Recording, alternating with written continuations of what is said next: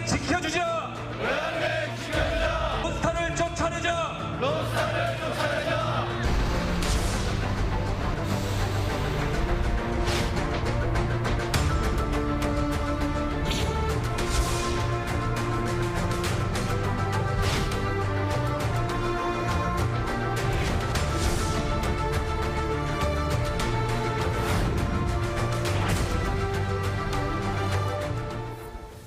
론스타가 우리 정부를 상대로 제기한 6조 원대의 국제 소송 결과가 곧 나올 예정입니다. 네, 소송 결과에 따라서 우리 경제에는 어떤 영향이 있을지 자세히 짚어보도록 하겠습니다. 권혁중 경제평론가, 전혁진 변호사 함께합니다.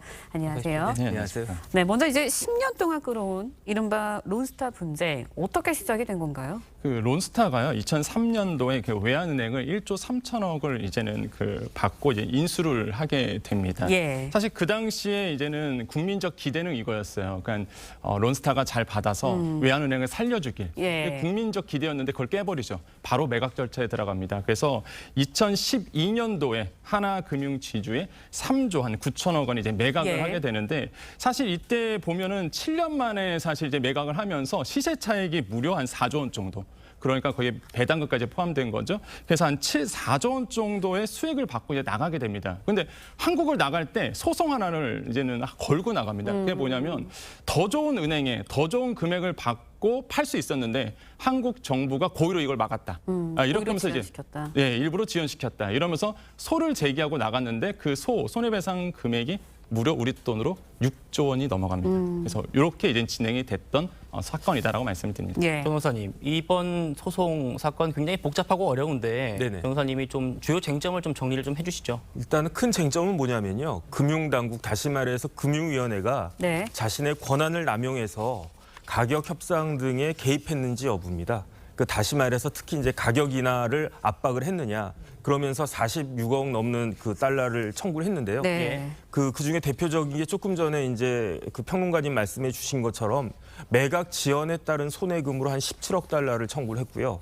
그 다음에 이제 우리나라가 세금 매긴 게 8억 달러인데 거기에 대해서 돌려달라고 했고, 그 다음 이제 또 약간 독특한 것은 이렇게 만약에 자기들이 론스타가 승소하게 되면 예. 그 승소금에 대해서 또 이제 세금이 붙을 테니까 아마 벨기에 세금일 것 같은데 예. 그것을 뭐 22억 달러나 잡아가지고 그래서 47억 달러에 육박하는 그 금액인데 아하. 여기에 또 이자가 아마 붙을 것 같고요. 예. 그다음에 이제 ICSID 그 판정에 따라 가지고 소송 비용도 그 판정부에서 누가 부담하라 이렇게 할 수 있거든요. 그렇게 되면 예. 거의 7조 가까운 돈이 될 수도 있지 않을까 그런 생각도 듭니다. 네, 이번 분쟁 판정에서 만약에 패소를 하게 되면 아까 변호사님이 말씀해 주셨지만 네. 7조 원 가까운 그런 소송 비용을 낼 수도 있다라는 이야기를 해주셨거든요. 네. 근데 실제로 정말 그렇게 많은 돈을 우리가 내야 되는 겁니까? 만약에 이제 패소하게 되면은 뭐 시각에서는 뭐 7조가 아니라 10조도 될 수 있다. 지연 이자 때문에 그렇거든요. 근데 가장 큰 문제가 뭐냐면 그 돈이 어디서 나오냐는 거죠. 그렇죠. 바로 세금입니다. 이제 세금으로 그걸 줘야 되기 때문에 이제는 이슈가 되고 있고 네. 그 어제 이제 정부가 발표한 2023년도 우리 한 해 예산안이 네. 639조 원입니다. 그럼 거기에서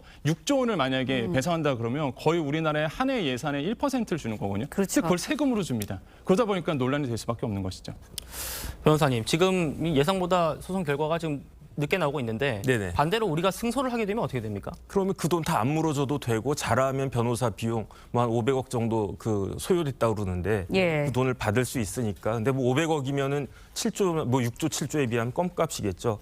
하지만 쉽지는 않을 겁니다. 왜냐하면 ISDS 이런 제도 자체가 네. 투자자를 보호하기 위한 것이었고 거기다가 우리나라에 어떤 일이 있었냐면은 이게 우리나라 입장에서는 외환은행을 헐값에 매각한 거다 해가지고 당시 외환은행장 그다음에 금융정책국장 대해서 수사해가지고 기소까지 했거든요. 그렇죠. 그런데 무죄가 나왔어요. 예. 거기에다가 외환은행 그 론스타 그 당시 론스타 대표에 대해서 1심에서는 유죄가 나왔는데 항소심에서는 무죄가 나왔단 말이에요. 이렇게 우리나라에서도 무죄가 나왔으니까 문제가 있었다라고 판정이 될 수가 있었는데 그런데 어떤 일이 있었냐면 반전이 있었어요. 예. 네. 어떤 반전이 있었냐면은 검찰이 그 외환은행을 인수하기 위해서 론스타가 외환 카드에 대해서 주가 조작했다라고 하는 걸 밝혀냈어요. 근데 그때 밝혀낸 검사가 누구냐면 당시 6년 차 검사였는데 그게 이제 한동훈 검사입니다. 예. 그래서 만약에 제가 봤을 때 승소는 쉽지 않을 것 같고 예. 아마 한 1조 정도로 조정될 가능성이 높다라고 많은 사람들이 생각을 하는데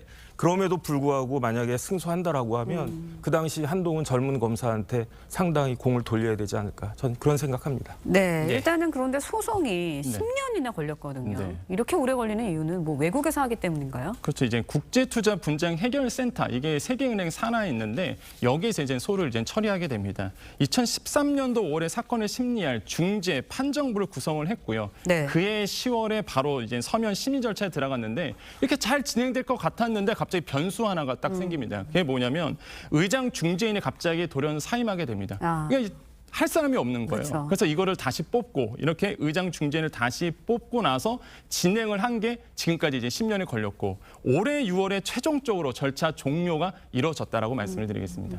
네. 자, 변호사님, 실제로 이 법조계에서는 청구 금액 중에 일부만 인정하는 아까 말씀하신 대로 1조 네네. 정도 그런 관측이 많긴 하는데 어떻게 한 번 더 좀 자세하게 좀 설명을 해주시죠. 그러니까 제가 조금 전에 말씀드린 것처럼 세 가지를 청구를 했는데 네. 일단 세금 관련해서는 이미 3억 불 돌려받은 것도 있고 하기 때문에 그다음 두 번째 승소금에 대한 세금은 이건 제가 봤을 땐 좀 말이 안 되는 것 같고 네. 매각 지연으로 인한 손해금 17억 달러였는데 그중에 한 절반 정도 되지 않을까 하는 생각이 드는 것이 왜냐하면은 2020년 11월 달에 그 론스타 측에서 제안을 했어요. 협상하자고. 그때 제시한 금액이 8억 7천만 달러였거든요. 네. 근데 그때 그 환율로 따지면 한 9,600억 정도 됐는데 그래서 네. 이쪽 얘기가 나오는 거고요. 예, 그걸 우리나라가 억셉트를 안 했어요. 우리나라 정부가 법무부에서.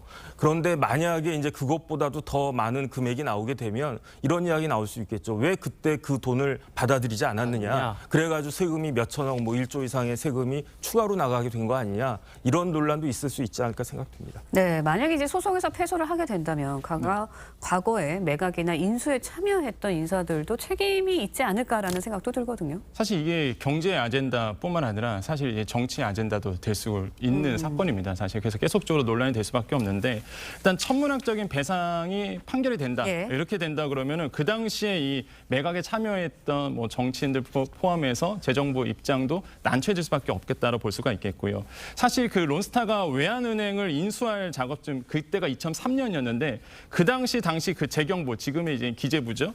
은행 제도 과장이었던 현 그 이제 추경호 네. 경제부총리 이름이 좀 거론될 수밖에 없는 상황이 됩니다. 이렇게 봤을 때에 사실 헐값에 넘겼다라는 이런 이슈들이 뭐 경제뿐만 아니라 사실 이게 정치 아젠다로 될 가능성이 굉장히 높다라고 볼 수가 있겠습니다. 네.